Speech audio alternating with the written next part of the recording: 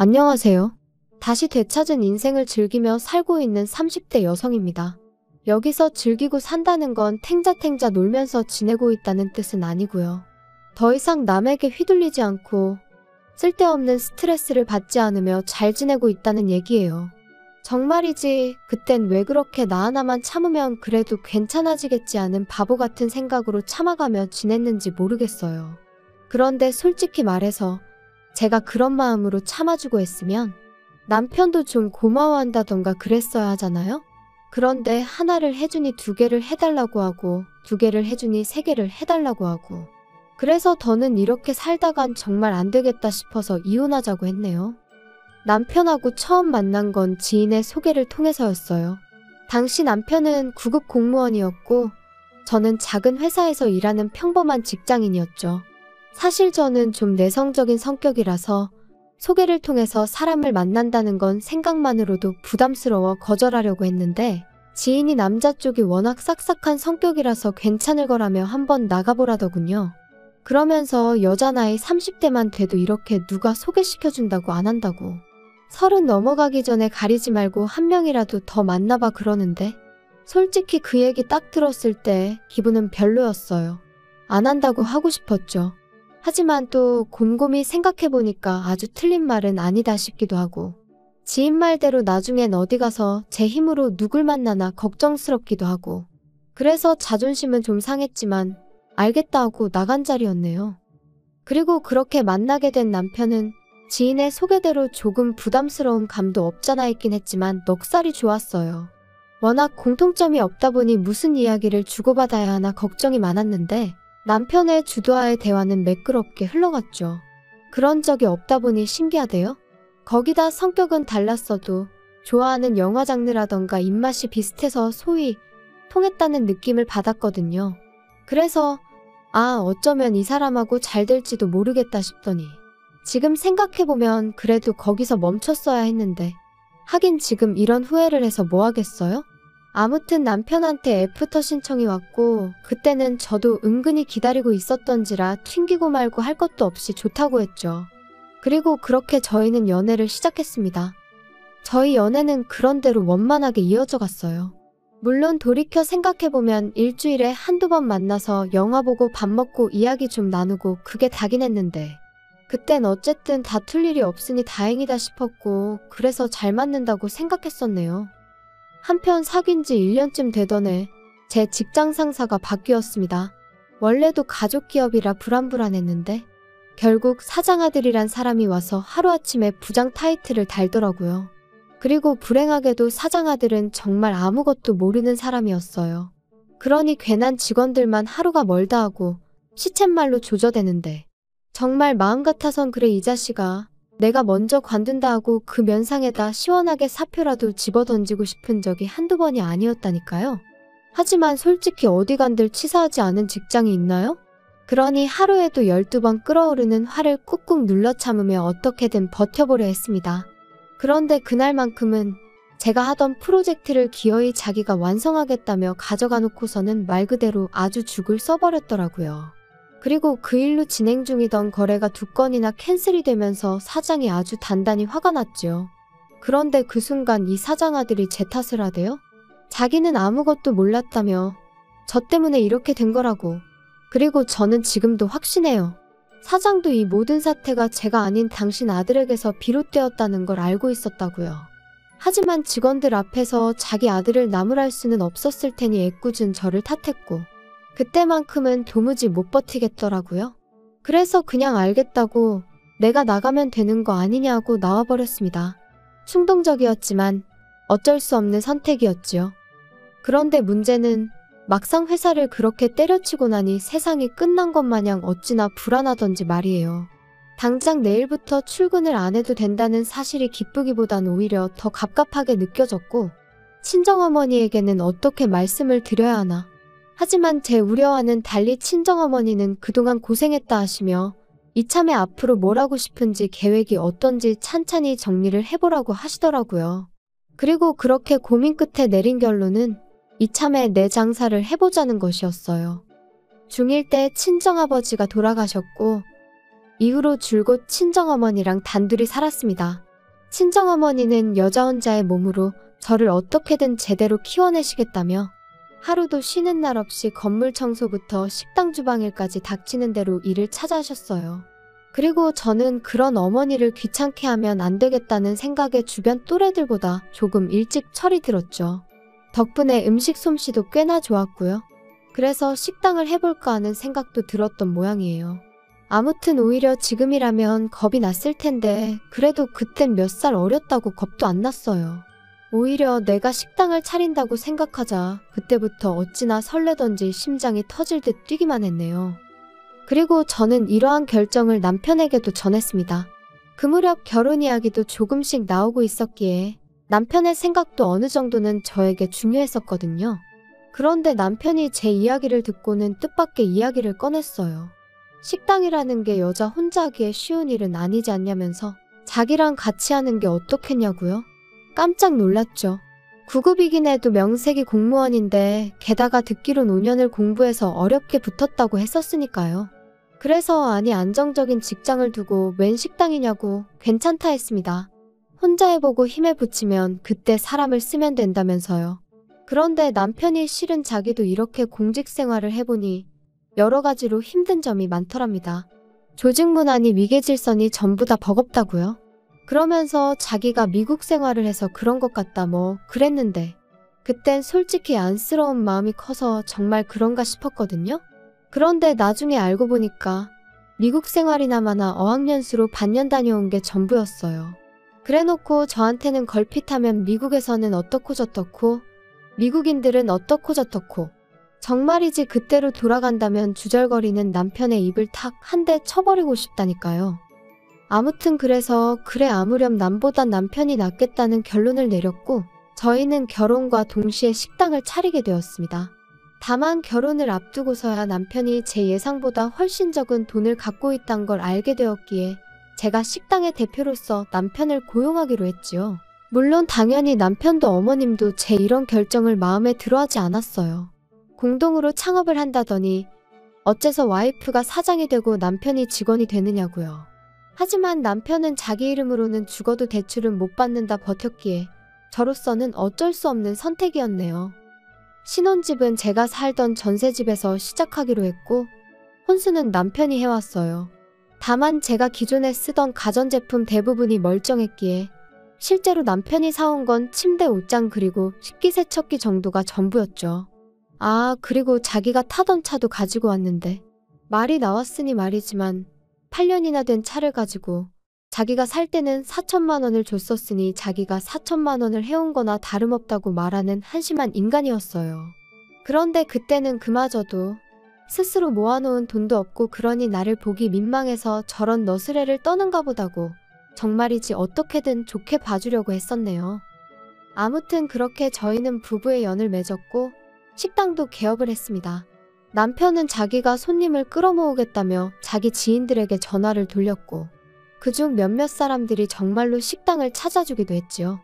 이제 와서 다 무슨 소용인가 싶지만 그때만 하더라도 음식은 잘하지만 카운터에 나가기가 쑥스러운 저와 넉살 좋은 남편은 처음엔 꽤나 손발이 잘 맞는 콤비 같았답니다.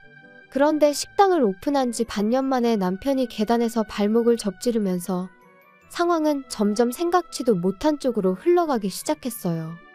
인정머리 없이 들릴지는 몰라도 발목이 부러진 것도 아니었고 솔직히 3, 4일 푹 쉬면 나을 상황이었어요. 실제로 병원에서도 딱히 해줄 게 없으니 찜질해주고 조심하라고 했고요. 그런데 남편은 계속 욱신거린다. 서 있으면 피가 아래로 쏠리는 것 같다. 정말 오만 가지 핑계를 대가며 앓는 소리 죽는 소리를 해대대요. 그리고는 이참에 한 2주 정도만 쉬면 안 될까 하는데 솔직히 걱정도 되면서 동시에 좀 서운했어요. 왜냐하면 그 무렵 손님이 좀 늘어나고 있다는 게 실감이 나기 시작했거든요. 그런데 뭐 사람이 아프다는데 어쩌겠어요. 참으라고만 할 수도 없고. 그래서 그래 이 사람도 공무원 공부부터 계산해보면 거의 10년 가까이를 쉼없이 달려왔구나. 그러니 본인도 쉬고 싶은 거겠지. 라고 제 스스로를 납득시키며 남편이 원하는 대로 2주간의 휴가를 주게 되었지요.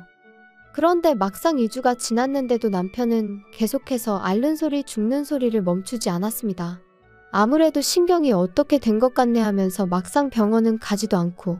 그리고 그때부터 조금씩 요령을 피우더니 나중엔 보니까 남편은 카운터에서 핸드폰이나 하고 있고 반면에 저는 온갖 일을 떠안고 있더라고요. 식당 열기 전에 장을 보는 일부터 시작해서 재료 손질에 요리의 마감까지.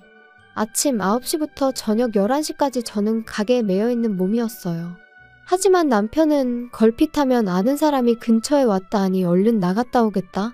이 사람도 다 나중에 우리 손님 될 사람이다. 나는 그냥 사람을 만나는 게 아니고 영업을 하는 거다. 핑계도 가지각색, 난리도 아니었지요. 그리고 저는 그런 남편과 말다툼을 할 여유조차 없었어요. 아니 솔직히 말하면 있어봤자 별로 도움도 안 되는 인간, 차라리 안 보이는 게 낫다고 생각한 적도 있었죠. 하지만 저도 사람이니 그날은 어째서인지 뺀질거리는 남편에게 한마디 하지 않고는 그냥 넘어가지 못하겠더라고요. 그래서 남편더러 언제까지 그럴 거야? 식당 일이 하기 싫으면 차라리 일자리를 구해서 출근을 해. 이게 지금 뭐 하자는 거야? 당신이 생각하기에는 당신이 지금 당신 밥값을 하고 있는 것 같아? 밥값이라니 너는 무슨 말을 그렇게 하냐? 여자 혼자 식당 하는 거 사람들이 알아봐. 그럼 무시해 너. 근데 내가 이렇게 떡하니 카운터를 지키고 있으니까 진상 손님도 없고 얼마나 좋냐? 원래는 오전에 장 보는 건 당신이 하기로 했잖아. 그리고 창고 정리도 당신이 하기로 했었고. 그리고 마감할 때 청소는 왜 안 해? 정말 하나하나 지적할 거 투성인데 내가 얼마나 참고 있는지 알기나 해. 왜 또 이래 진짜? 아침부터 사람 스트레스 받게. 나도 다 생각이 있다고? 그리고 장 보고 정리하고 그런 건 원래 여자가 남자보다 잘하잖아. 그리고 마감할 때 청소는 그냥 대충 하고 아침에 와서 하면 되잖아. 내가 너더러 하라고 한 것도 아닌데 왜 네가 다 알아서 잘하다가 갑자기 짜증이냐? 어이가 없다 진짜. 더 긴 말 할 것도 없네. 당신 이제 월급 아니고 시급으로 계산할 거니까 그런 줄이나 알아. 뭐? 야, 그게 네 마음대로 되는 줄 알아? 내 동의가 없으면 어차피 못 받고. 그래 그럼 당신 관둬 그럼. 때려치면 되겠네. 저는 남편이 관두지 않을 걸 알고 있었어요. 막말로 자기가 어디에 가더라도 지금처럼 편히 일을 할 수는 없을 거란 걸 누구보다 본인이 잘 알고 있었을 테니까요. 그리고 계약서가 어쩌고 하는 남편에게 바로 이튿날 서류 준비해서 들이밀었습니다. 그러자 남편이 저더러 자기가 제가 하루아침에 회사 때려치고 나올 때 보통이 아닌 건 알았는데 진짜 지독하다면서 정 떨어진다고 빈정거리더군요. 한편 그 무렵 어머님은 어머님대로 하루가 멀다 하고 전화를 해오셔서는 현철이 말이 식당 장사가 그렇게 잘 된다면서? 물가도 많이 올랐고 저희가 원래 박리담회라서 많이 남지도 않아요. 박리담회는 무슨 아무렴 네가 뭐 손해봐가면서 장사하는 건 아닐 거 아니냐? 그런데 좀 섭섭하다. 그렇게 돈 벌어서 다 뭐 하려고? 시부모 주는 용돈은 계속해서 제자리냐? 어머님 아시다시피 물가가 많이 올랐잖아요.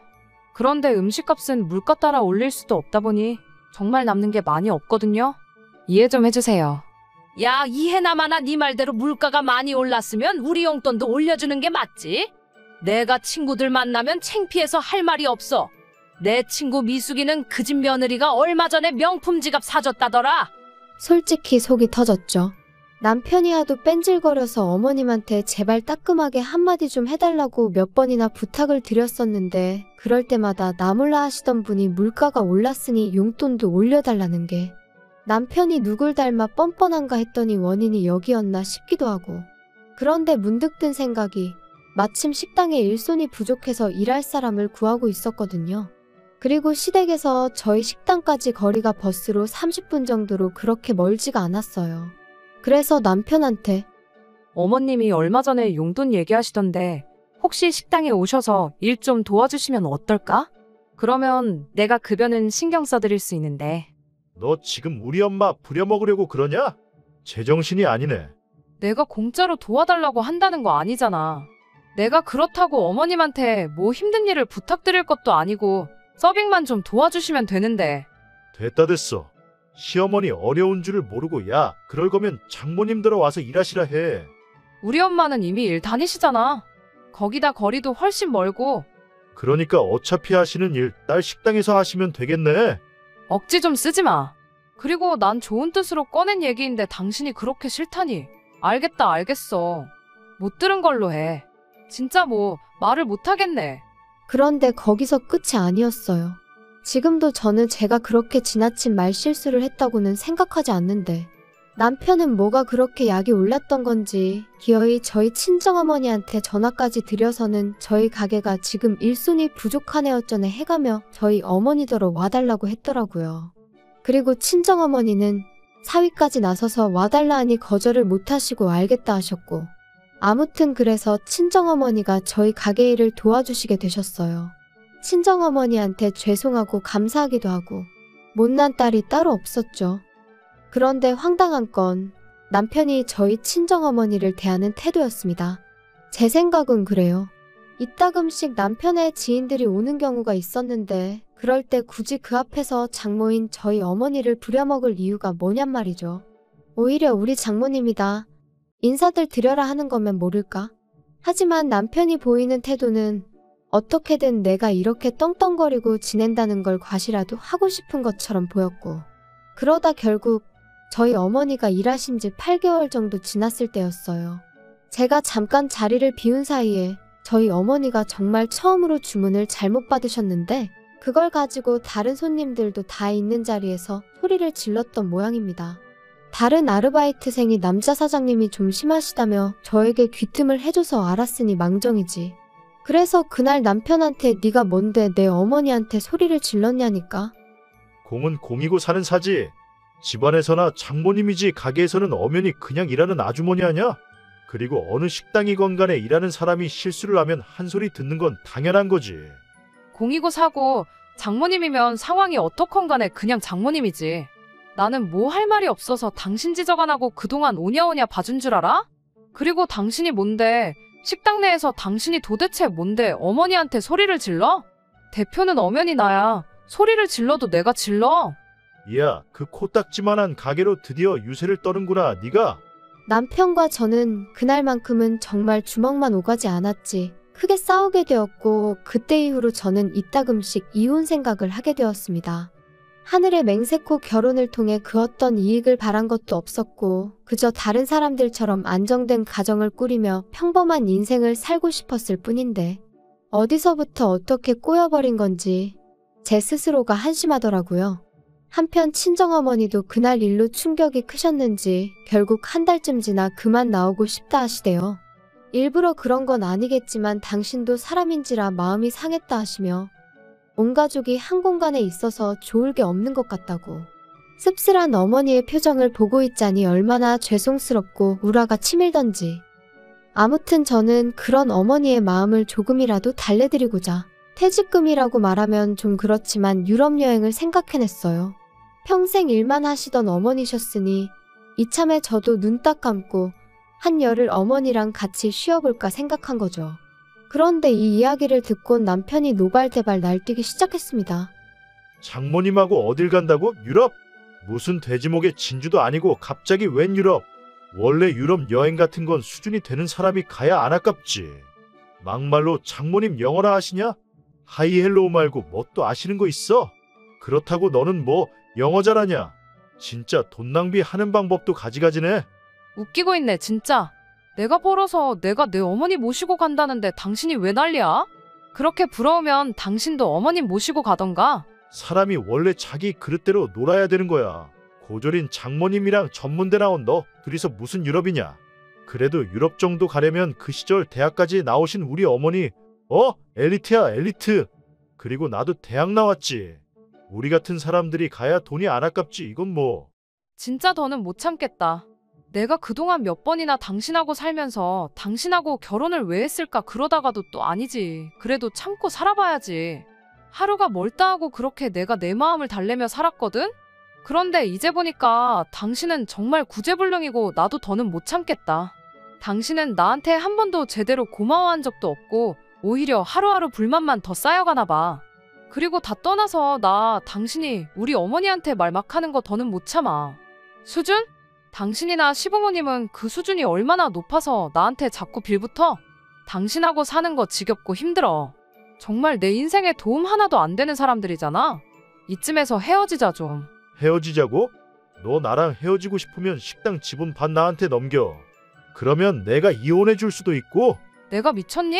당신이 식당 일에 관해서 한 게 뭐가 있다고. 당신이 아무것도 안 했다는 건 지나가는 동네 똥개도 알걸?